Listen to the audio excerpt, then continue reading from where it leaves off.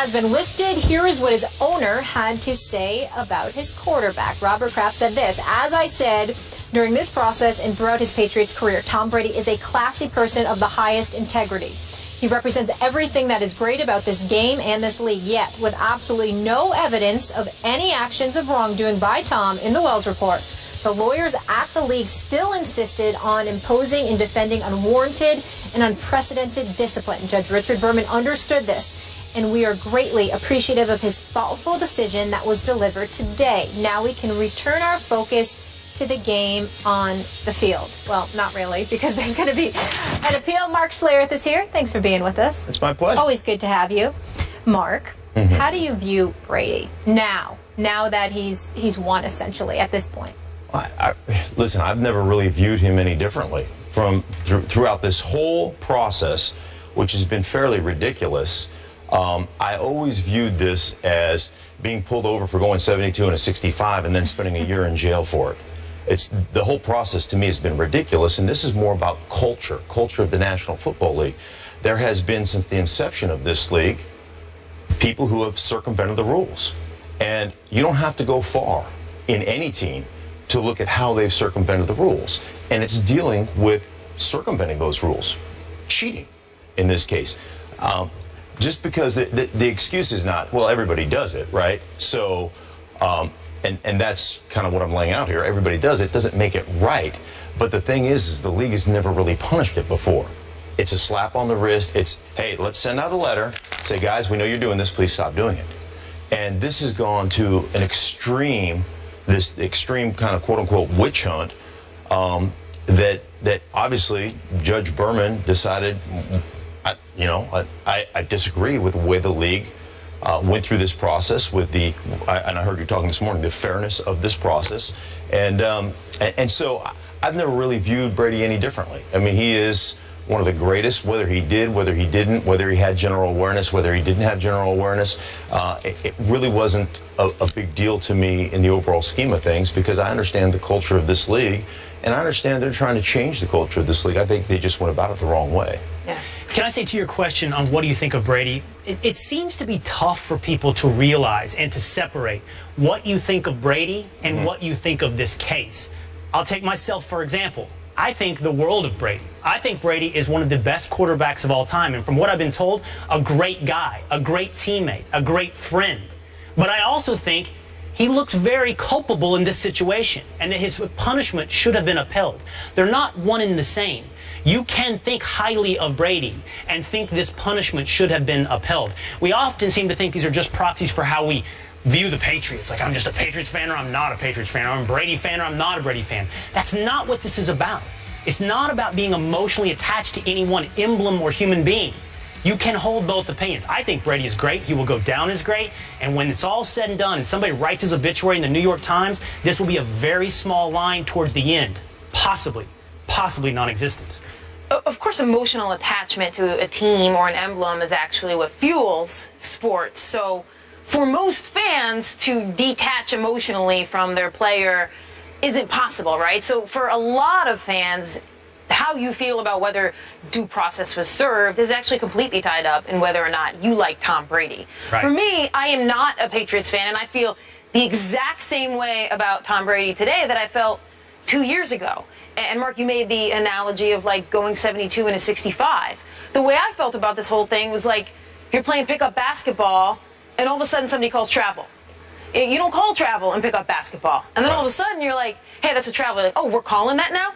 We're calling all travels now? So for Tom Brady, I always felt like he kind of got caught in this situation where he's playing a game one way and all of a sudden the league and everybody around him is like, we're calling that. And you didn't know that that was going to be called. Right. And I think Judge Berman pointed out in this in his 40-page document the notice general awareness.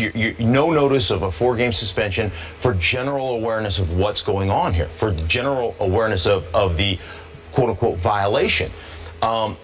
And that to me is a really important part, because if we're going to start suspending guys 4 games for general awareness of what's going on, we have to shut down the NFL season, okay? So if I'm in a locker room and I have a general awareness that one of my teammates is using Does that make me culpable to a 4-game suspension for a steroid violation? I have general awareness. That's a good That point. dude is a user. And now all of a sudden I can be suspended for that. The hypocrisy of the league, and the problem with this is there's so much hypocrisy, and I think that's where everybody's looking at the league right now as being besmirched. So I can go into, you want to talk about as an offensive player and playing in this league for 12 years, I guess enhancement or unfair advantages. Let's call it unfair advantages, the deflated ball. This year, the Atlanta Falcons and Rich McKay, who is the president, CEO of the Atlanta Falcons, it was found that they were pumping crowd noise into their stadium. Okay, now that is far more an egregious violation and an advantage than some deflated footballs or potentially deflated footballs. Being an offensive player coming out of the end zone, you know, in Atlanta or in New Orleans, if they're pumping crowd noise in, impossible to hear the snap count. The one advantage I have is snap count. When coming out of the end zone, they're on turf with trained pass rushers. That's a huge advantage. Rich McKay is the head of the competition committee. I believe their violation. Yep. Yes, their violation was, I think it was $350,000 and maybe a 5th-round draft choice for doing that, which to me is far more egregious. That was the violation. He spent what, a month, 6 weeks suspended, and now he's back as the head of the competition committee.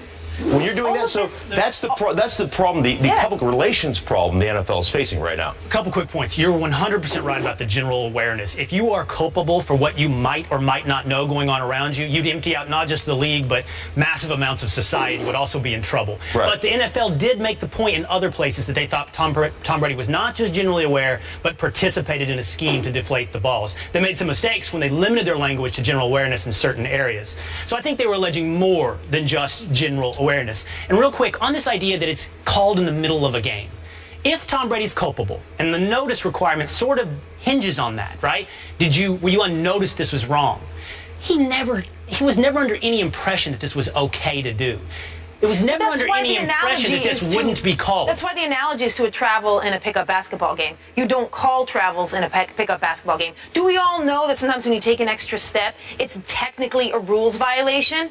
Sure, a travel is a rules violation. In a pickup basketball game, you all kind of agree not to call offensive fouls and not to call travels. So now in the middle of the game... Great lengths went to covering this up. Great lengths went to making it look like nothing to see here. So I have a hard time believing New England Patriots or Tom Brady or John Jastrzemski or McNally believed this isn't that big a deal.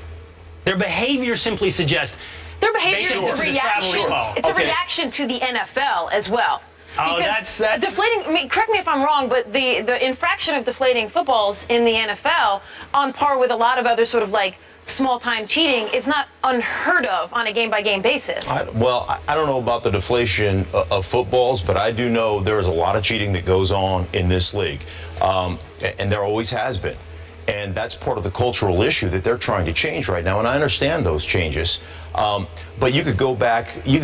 There was a game, I believe, in November where the Minnesota Vikings were caught warming up the footballs with the heaters on the sideline. Complete violation of the rules. Why were they not drug into this?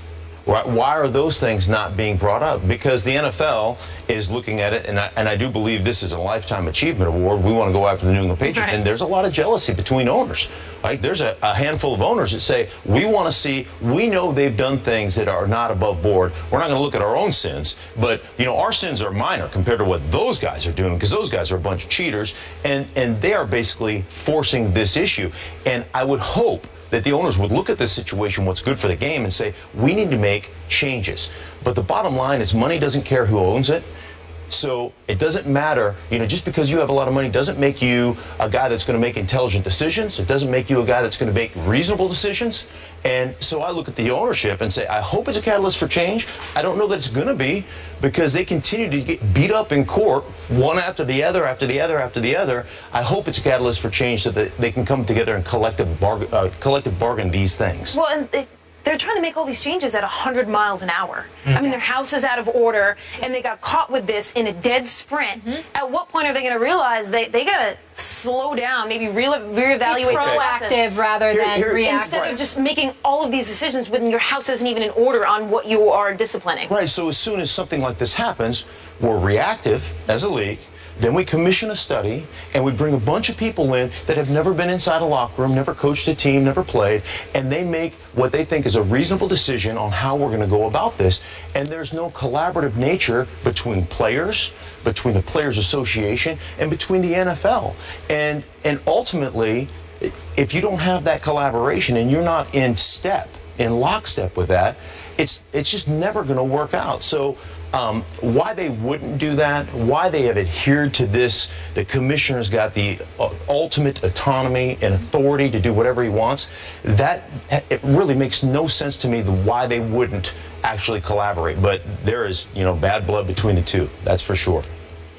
I feel like they also pull public opinion as well, too, and do factor that in as well, especially we saw that with Ray Rice. No question. Mark, thank you so much for being with us. Always a pleasure. Have a fantastic Labor Day weekend. I will, thank you. You enjoy with the fam. We'll see you soon. And up next, we're going to talk about the quarterback Tom Brady faced in the Super Bowl. Russell Wilson locks in on a fat new contract with the Seahawks. Good for him. Now, can Wilson and the Hawks look onto a third straight Super Bowl trip? It's the NFC bottom lines. That's next. Stay here.